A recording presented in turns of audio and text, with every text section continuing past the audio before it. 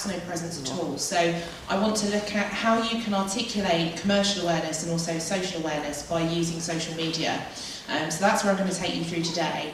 Now this is very similar to presentations that I deliver to students at Canterbury Christ Church University where I work.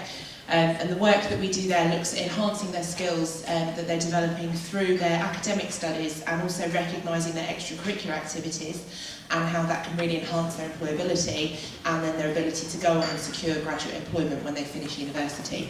So that's the plan. So as I say, I worked in recruitment for a number of years after I graduated and then moved over into this role in education, kind of applying really what I saw in the labour market and communicating that with students. So what I'm going to look at, as I've said there, commercial awareness, highlighting the differences between social media platforms, which is quite important because you will use them in slightly different ways and also organisations probably use them in slightly different ways, so it's important to recognise those differences and the strengths and weaknesses of different sites. And then this concept of creating brand you. So hands up, is brand you something that is language that you use perhaps? Is everybody comfortable with what I'm saying there? Some blank face. Okay, so it's just creating that personal brand really online and how you go about doing that. So the first thing that I always ask students to do, and this is something that's a reflective exercise, is to look at strengths and weaknesses. You might be familiar with SWOT. Hands up, who's used SWOT before? Yeah, as I thought you might be, good stuff. I find SWOT in its personal development context a little bit cold, because when you're looking at opportunities and threats about your own skill set, perhaps that's not the nicest language to look at when you're reviewing your own skills. So what I encourage students to do is highlight their strengths, their weaknesses, or maybe areas for improvement, because everybody has areas that they can grow and develop, but it's how you look at those and look to challenge and set objectives to grow those areas. I also then ask students to look at their aspirations. So where do you want to be in 1, 3, 5 years? Where are your interests? What are you interested in doing? And then those two areas really inform what your needs are. So it might be that you need to build some more industry contacts using social media, how you go about finding a graduate job, understanding your core values, that's really important as we'll see in the next few slides, and then knowing what successful people do in the industry or sector that you're looking to work in, knowing a bit more about their backgrounds, and that might help you inform your choices from this point of graduation forwards. So any questions about how to kind of evidence really look at articulating your skills and weaknesses? Who loves talking about themselves and saying how brilliant they are? One person, fantastic. 2 people, good, okay. So that's one of the things I think, particularly in Britain, I don't know about sort of culture within the German labour market, but when I've interviewed people and you ask people, tell me about yourself, tell me about your strengths, they start telling you very factual information about, oh, well, I did this degree here and I've got a cat and yeah, I live in Canterbury. And so focusing on the strengths, looking at core skills is the most important thing to do when that open question of tell me about yourself and providing that anecdotal evidence about your strengths, but also being reflective and honest about those weaknesses is really important. So I will lean back to this as we go through and as we talk about this idea of building that personal brand. Okay, any questions? Yep. What is a good weakness? What is a good weakness? I think there's cliche weaknesses that are really boring for employers to hear. So I'm a perfectionist and sometimes that makes me tired or things like that. So I think when you're thinking about weaknesses, be truly honest. So if it is time management, talk about time management and look at what strategies you've put in place to deal with that, and then say that you're open to suggestions about how you can manage your time better. Rather than focusing on very cliched responses in interview. Okay, any others at all? Good stuff. Okay, so what motivates you? Again, this is something I think that really needs to come across when you're creating this brand. If you're motivated, interested and passionate about what you're doing, hopefully that will communicate in the application you're making, in perhaps profiles you have using various social media platforms, and that should come across. So what's important to you? Is it providing a good service or product? Doing something new every day, something that's really challenging? Is it helping people or clients, driving and exceeding expectations, loving what you do, or getting a sense of achievement? Obviously this list could go on, but I think it's really important when you're reflecting on your own skill set, also what motivates you, what drives you, what makes you get out of bed in the morning. Obviously your European Studies 9 AM lectures, I'm sure European Studies really motivates you, so, but just thinking about that is quite core and important. I'm back. Thinking about those things is really important when you are making career decisions. Have I got a double line? Is it all right? Thinking about this is really important when you're making those career decisions and going forward. Yesterday I had the privilege to go to Bloomberg's head office in London, and one thing that really came through about their business when we had the tour of the building was their core value of their business is transparency. And that goes through everything they do, from the data they provide to financial markets, through to the way that people work in the business. The building was the most breathtaking building I've seen. It was completely built out of glass, frosted glass floors, they had fish tanks through all of the offices, and so this idea of transparency was even in the built environment of the workplace. So I think reflecting on what your core values are, and then what the core values are of the companies that you might be looking to work for are quite important. Because it will really affect how you work, it will really affect how you wish work that you're doing to be received, and then also how you perhaps interact with colleagues, customers, suppliers, funders, whoever it might be that links into the work you do on a personal level. And I think if you're doing a job that doesn't align to your core values, you'll probably not find it a very pleasant experience to go through. When I worked in IT recruitment, it was a very fast-paced, cutthroat environment. People were willing to stab you in the back. Morally, I couldn't go there. That wasn't a comfortable place for me, and that was the point in my career where I reflected and thought, I can't do this anymore. And so I wanted to move into something which was doing something, using similar skills, but in a very different way and applying them. And that's where I really found the values of education and the work that I do in my role matching where I'm at now. So I think for me that's something that's very true to having informed my own career decisions today. I'm assuming these PowerPoints will be shared with you. So I've got a list of core values there. I'm not going to stand and read them to you all, but you can have a look at those and think about those as you go through. So you've listened to me for a little while. What I'd like to do is look at commercial awareness and understand from your perspective what this term commercial awareness actually means. So I'm just going to hand over to you for a couple of minutes to talk. And then we'll feed back in with some of the ideas that you've come up with. So, go, over to you.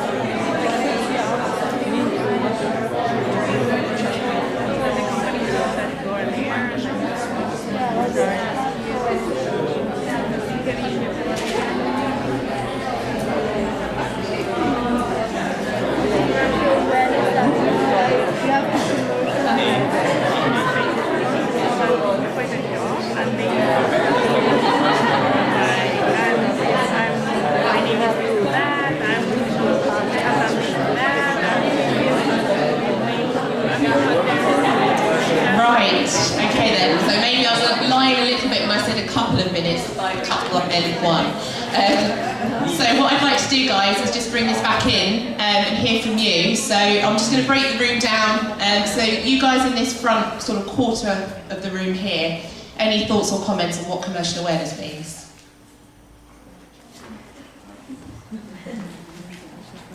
Any ideas? Yeah, go on. No answer's a bad answer. To me, commercial awareness means how can I, let's say, sell myself correctly. So I need some sense of, what job am I applying for? What, kind of values do I have to bring with? Yeah. So that's what it means to me. Okay, good. So a sense of what that company does and the values you're bringing to the table to match to that. Yeah, either professional skills as well as the skills on the skills on the job. Yeah. Like, academic skills and stuff like that, but also personal skills, being open-minded and stuff like that. Okay, lovely stuff. That's brilliant. So professional skills on the job as well. All of those things sound like a good attempt at their defining what commercial awareness is and what it might mean. So to the back of the room now, so front you can relax. What are you thinking about commercial awareness? Anything to add to the comments there? I don't know if you heard them completely, so anybody like to add anything? Everyone's looking in a different direction. Okay, we'll go this side. Anyone at the back of the room at all? Oh, you're all going quiet on me now. This is always dangerous, trying to get audiences to interact with you when they don't know who you are. Does anyone else want to add anything at all? Because I think you've eloquently answered that there. Oh, we've got a taker. I think it's not about, I mean, it is part about selling yourself, but it's more about showing, like, not what I can do to sell myself, but what can I do for my company, Yeah. and it's like and making the interest. Is that what the same thing you said? Yeah. Okay, exactly. Never mind. I don't have anything else to say. No, that's brilliant. Okay, thank you. All of those things there are right answers. We've got something else to contribute. Do you want to just wait for the microphone to come round for you?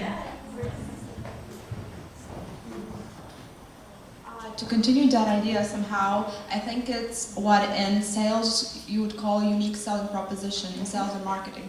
You need to find something that defines you, your skills that make a different proposition to a potential employer, a different to what other candidates might have.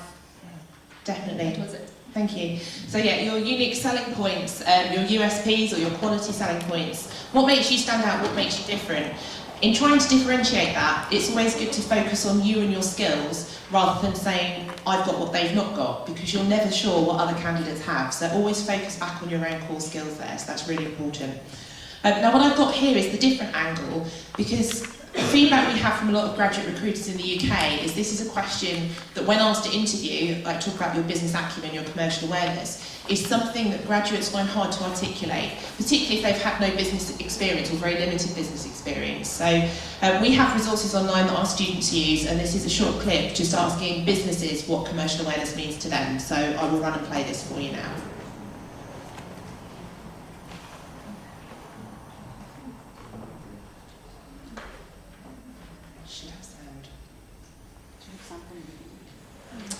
Okay. No, the cable over there. Which one do we need?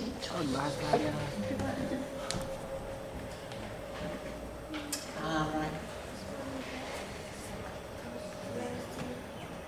Excuse me a moment. I won't sing you a song.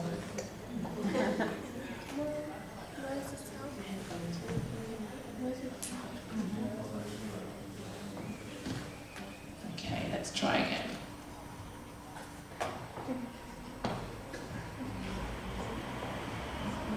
No? Here, you have to regulate it on the computer as well. Ah, see, that was a good plan, but... Not here, on the program.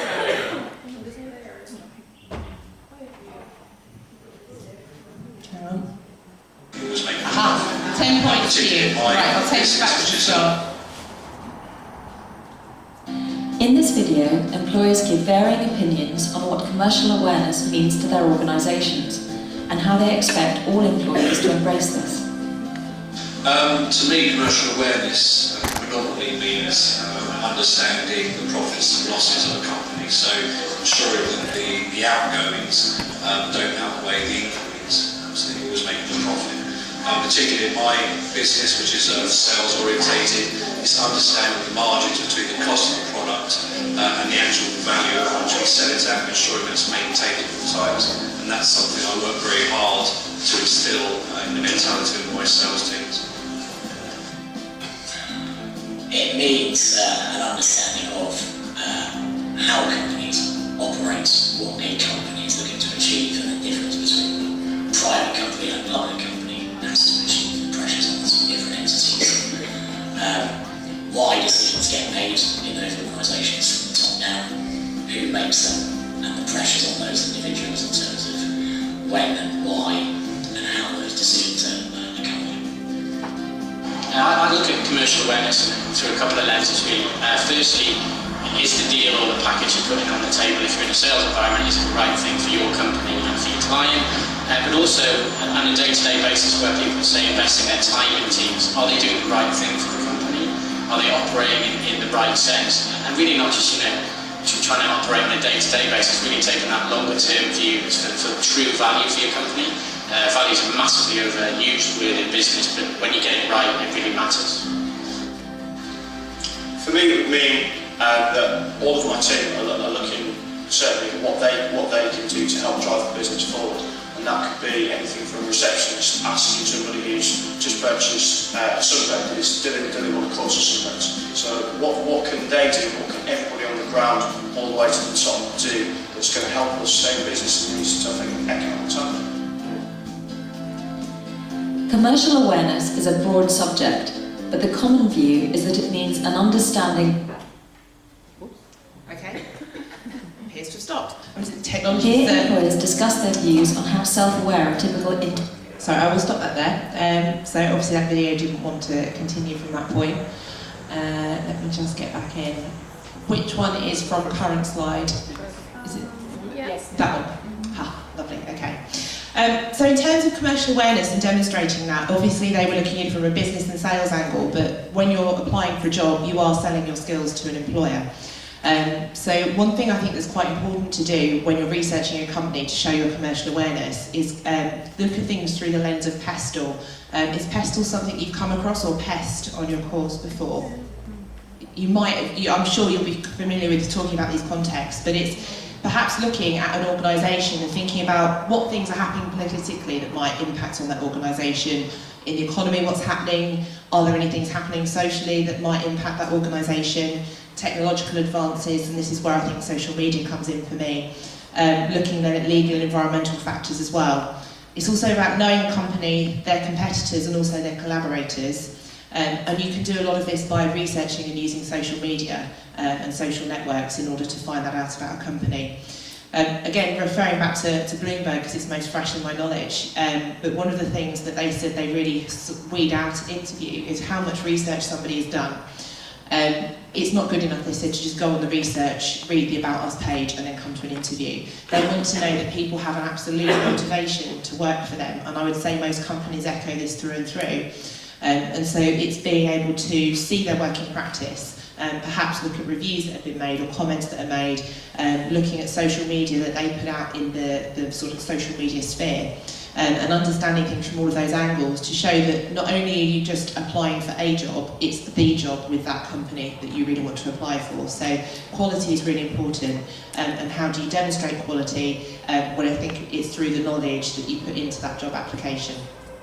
So building brand you online. So we've looked to start with at your self-awareness and knowing yourself and how to package your strengths and articulate these, absolutely key. Having that message that's consistent. So when you're sending CVs and then you're using perhaps social media and then you're going on to interview, refer back to those things that you originally sent that to company, because that's what they're basing the interview questions on. So that consistent message is really important. Being professional at all times using social media. Very, very key, and we'll look at that in a little bit more detail. When you're using social media, be interesting and be interested. I think there's a quote that says, if you're genuinely interested in two people, you'll go much further than trying to be interested in everybody. And so it's, again, back to that quality, thinking about how much time you invest in looking at 2, 3, 4 organisations that you really want to work for. Be nice. How long does it take to be nice? Seconds. So, it's important to be nice and be known to be a nice, approachable person. And also when you're using social media, be a source or be a resource. Have something to say that's interesting. Maybe link it back to a blog where you're talking about issues that interest you within your European Studies programme that maybe link into a job that you're looking to do. And start to become a source and start to become known for what you're writing. So what is social networking? I've got a very short clip here just explaining about what LinkedIn is and how you might use it. So fingers crossed technology works with me this time. I like these clips, they're good. Networks get things done. Whether it's sending a letter or lighting your home, networks make it happen. To get from Chicago to Santa Fe, we need to see the network of roads that will get us there. We see that Chicago is connected to St. Louis, which is connected to Dallas, which is connected to Santa Fe. Of course, People networks can help us with finding jobs, meeting new friends, and finding partners. You know how it works. Bob is your friend, and he knows Sally, and Sally's friend Joe has a job for you. This is a network of people, a social network. Yay! The problem with social networks in the real world is that most of the connections between people are hidden. Your network may have huge potential, but it's only as valuable as the people and the connections that you can see. Boo! This problem is being solved by a type of website called a social networking site. These websites help you see connections that are hidden in the real world. Here's how it works. You sign up for a free account and fill out your profile. Then you look for people you know. When you find someone, you click a button that says Add as Friend. Once you do this, you and that person have a connection on the website that others can see. They are a member of your network, and you are a member of theirs. What's really cool is that you can see who your friends know and who your friends' friends know. You're no longer a stranger, so you can contact them more easily. This solves a real-world problem because your network has hidden opportunities. Social networking sites make these connections between people visible. Like a map for a highway, they show you the people network that can help you get to your next destination, whether it's a job, a new partner, or a great place to live. Your network is suddenly more useful. You can get started at these sites: LinkedIn, Facebook, and MySpace. I'm Lee Lefevre, and this has been Social Networking in Plain English on The Common Craft Show. There you go. So a very short overview. I'm sure you all know completely what a social network is, but I just like the way it breaks it down into something quite simple there about how to use that network, and particularly looking at how to use it to find employment. So when we're looking at Facebook, is everybody on Facebook? Hands up. Yeah, okay, good stuff. So Facebook's really useful in a way that you might want to reconnect with previous employers or colleagues, perhaps that you know maybe on more of a sociable level, and a way that then starting to access what your friends of friends do, and looking at informal casual networking. I would say in terms of job search, just be aware of your Facebook profile and how much information is public.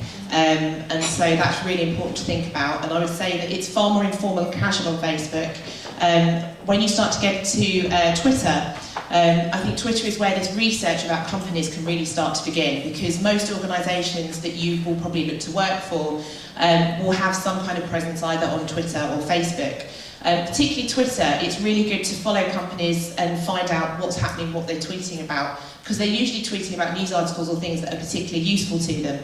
And it's a really good way to quickly prepare for interview, because if you're constantly reading that feed updating, you're forever informed by that update on the social media channels. And it's just really, really important to stay informed and know what's happening, because then when you're in an interview you can drop, oh, I saw you tweeted about this the other day and I read the article that you tweeted about, and it just shows currency of the information and the research that you're doing. The one that I think is the key message to take away is LinkedIn. Hands up who has a LinkedIn profile. Okay, so fewer of you. LinkedIn is something I think that has really started to grow in terms of its pace and dominance in terms of networking with other organisations and other colleagues. What it does is allows you to publish your digital CV, basically. So you have a profile where you can put a statement about what it is that you're doing and why you're using LinkedIn. You can then talk about previous employment history, and then it allows you to connect with people and find out what people are doing within your field. So one of the wonderful things about LinkedIn is you can search job titles. Now when I worked in recruitment, if I wanted to find a C#.NET developer who lived in Sheffield, who had some SQL database experience, I could type those keywords in and it would bring people's profiles up. So that was a free way for me to find candidates, and I found over 70% of my candidates that way.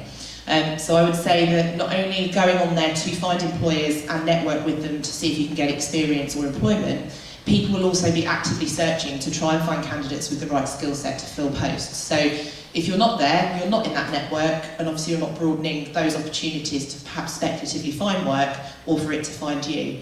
So I think LinkedIn is a really good way of sort of weaving all of that together.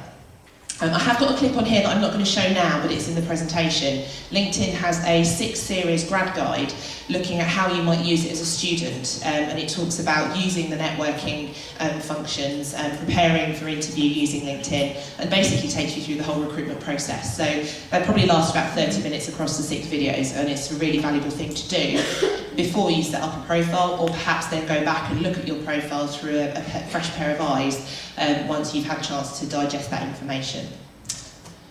So the final thing about looking at personal brand, because I know we've started a little bit late, so I'm just sort of motoring through now, is looking at what your online image is like. So hands up who's Googled themselves recently. Good. Okay, so that's encouraging to see. When I do that in my university, people look at me blankly and in a quite a frightened way.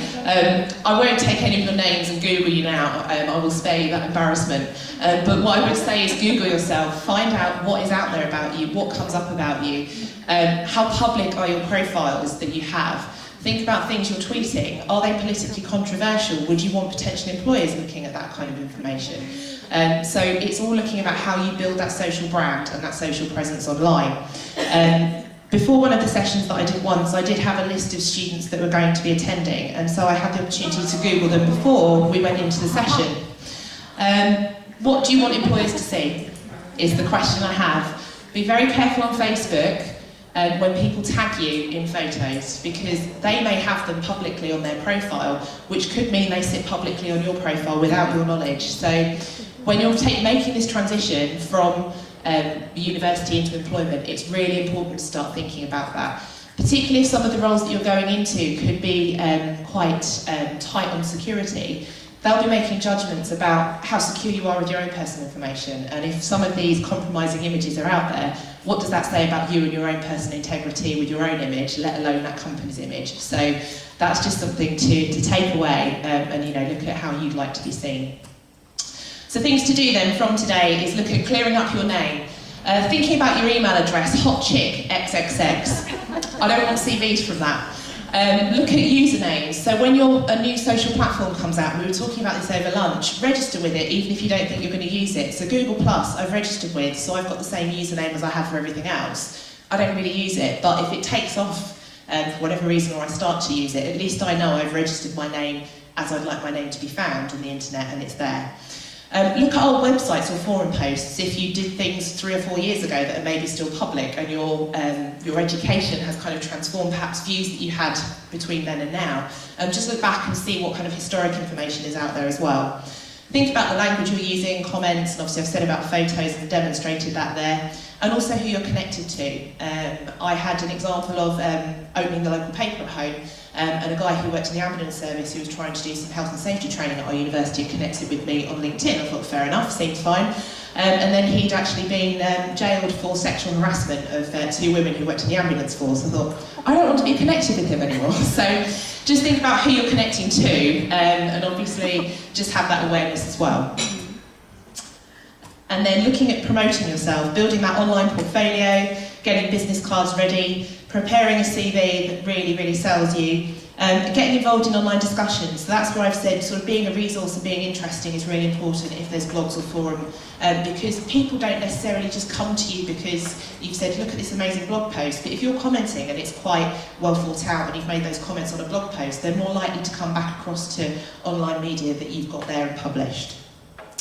So conclusions then, being self-aware and demonstrating self-awareness kind of sets your foundations. Then using social media networks to build those relationships gives you that relationship building block. And then it's down to you and your ability to capitalise on that, which gives the social glue really that cements a solid career, building those networks and letting them grow and reaping the benefits from those networks.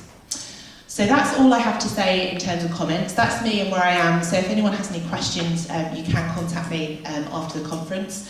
Or if we have time before we move into the next section, I'm happy to take any questions now. Are you going to let me off lightly? Yep, just at the back. Thanks. Do you know how popular LinkedIn is in Germany? There is some demographic information in one of the clips, and when you go onto LinkedIn, you can look at demographic information on there. I don't know the details off the top of my head. There may be parallel or very similar networks like LinkedIn, but if you're European studies students looking to work outside of the German labour market, it might be worth looking at what is relevant in the labour market you would like to go and work in. Because there's the same in Germany? Yeah. Okay. So is that popular anywhere else? I haven't heard of it. When I was speaking to a colleague last week, they mentioned that and said you might find that people comment on this. In the UK, that's not something I've heard of. So I would say look at the labour market you're going to and try and find out which social media is relevant for you to be present on. Thanks.